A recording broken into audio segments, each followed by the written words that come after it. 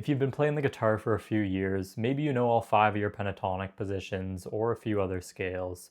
You've learned a ton of licks, you've watched a ton of YouTube videos on how to get better at the guitar, but you still struggle when it comes to soloing, then this video is for you.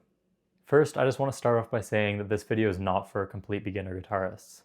I'm not going to teach you a scale, I'm not going to teach you any music theory, and I'm not going to give you a bunch of licks that you can just add to your playing.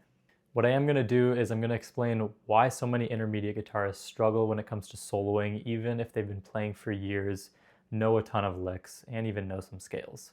And if you've ever sat down and thought to yourself, why do my solos just not sound good? Why can't I make them sound like my favorite artist? Then this is probably the reason. Okay, first let me just start off by showing you something really quickly. I have a backing track loaded up here.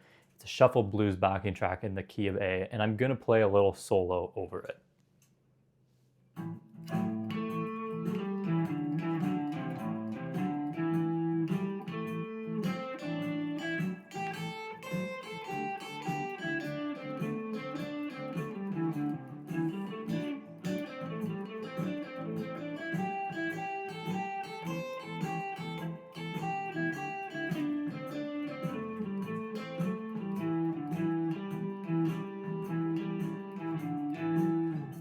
Okay, so here's the thing. Nothing that I just played there was technically wrong, right? It's in the key of A. I'm in the A minor pentatonic scale, so all of the notes in there that I was playing are right, and they sound good to play. But let me ask you something, and I want you to answer to yourself honestly. Did what I just played sound like an actual musical solo? Personally, I don't think it did. It sounded correct, right? It didn't sound bad, because all of the notes, like I said, work within that key over that backing track. But there's so many elements that are missing from what I just played that really make it lack that musicality. The truth is that most guitarists struggle not because they don't know enough. Usually if you know one scale, that is enough to be able to play a solo that actually sounds good. It's just that they lack that musical decision making when they're soloing. They've been trained to memorize scale shapes, collect licks, spend countless hours watching a bunch of different videos, but when it comes to soloing, especially in the blues and rock genres, it doesn't work like that. Musical solos in these genres aren't built from collecting a bunch of information and just mashing it right on the fretboard. They're built from phrasing and playing notes intentionally. I want you to think of how a singer would sing a song for a second. They wouldn't just belt out all of their notes all at once in one jumbled big ball of mess. They would sing a musical line, and then they might pause for a second and then come back and answer that line with something similar or something totally different. And that is exactly how guitar solos are supposed to work and sound, but many players don't practice like that. Now let me play something else over the exact same backing track that I just played, and I want you to listen and see and to try to hear what has changed and what sounds different.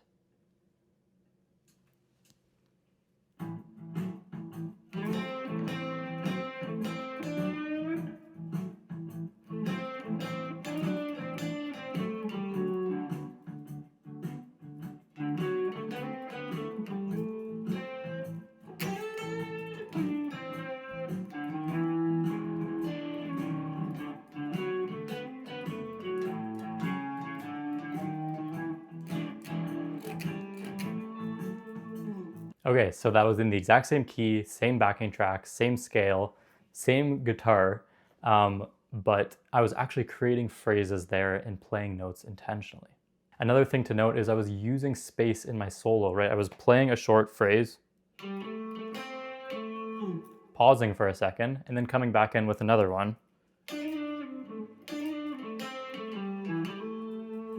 And the thing about this is that it's not magic, and it doesn't take years of practicing and hours of practicing every single day to get. It's just all about how you make decisions when you're soloing and knowing how to properly structure your solos. And many guitarists go wrong in this area because they think, oh, I need hours of practice every day. I need to learn all this advanced music theory. I need, 20 popular blues licks that I can add to my playing. But if more information were the case, then you'd probably already be there. The main things that actually fix, unmusical guitar solos and solos that sound like scales comes down to phrasing. It comes down to recording yourself and hearing what you're doing wrong so that you can fix it.